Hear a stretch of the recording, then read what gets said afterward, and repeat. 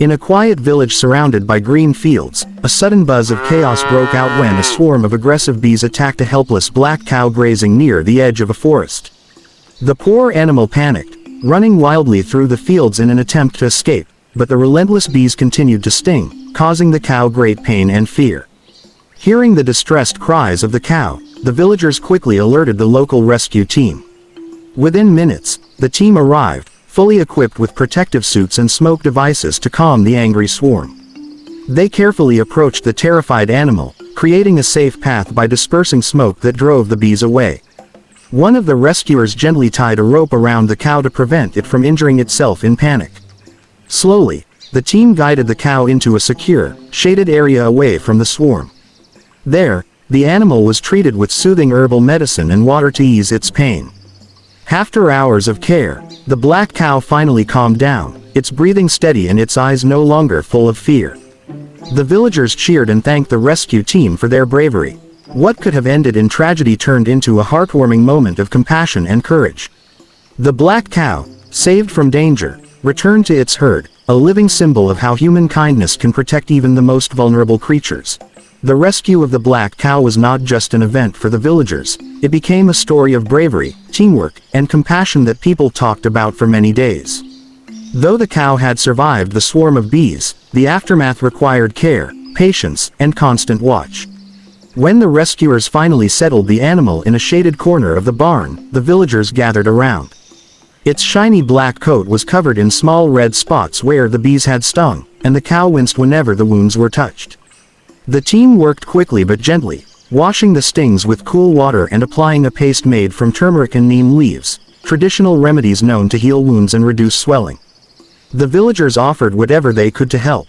Some brought buckets of clean water, others brought medicinal herbs, while a few held lanterns as the sun began to sink behind the fields.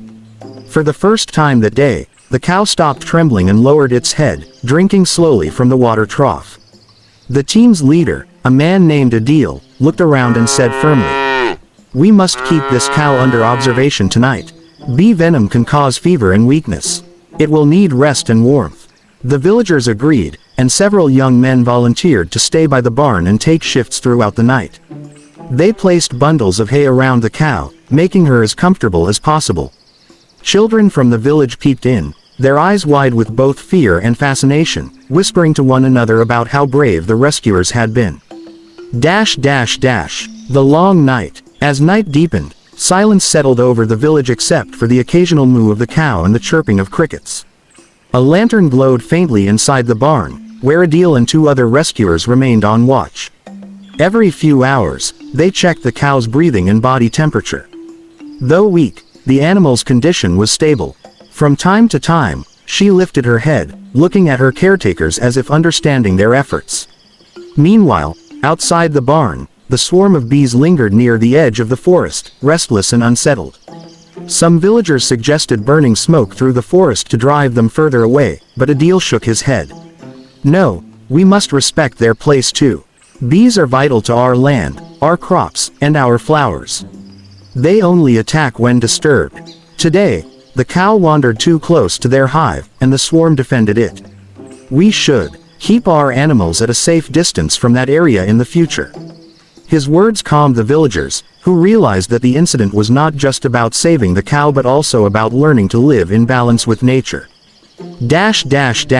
The morning after, when dawn broke, the first rays of sunlight lit up the barn, and the villagers rushed in to see the cow. To their relief, she was standing on her feet, munching slowly on fresh hay. Though her wounds were still visible, her eyes no longer carried the same fear they had yesterday. The children clapped and cheered, while the elders thanked the rescue team once again. One old villager, wiping his tears, said, "This black cow is not just an animal. She provides us milk, helps feed our children, and is part of our lives. You have saved a member of our family." The team smiled humbly, knowing that their work had touched not just one life but an entire community. The lesson of the rescue. News of the rescue spread to neighboring villages, and people came to see the cow and meet the brave team. They listened to Adil's advice about keeping animals safe from wild bees and other dangers in nature.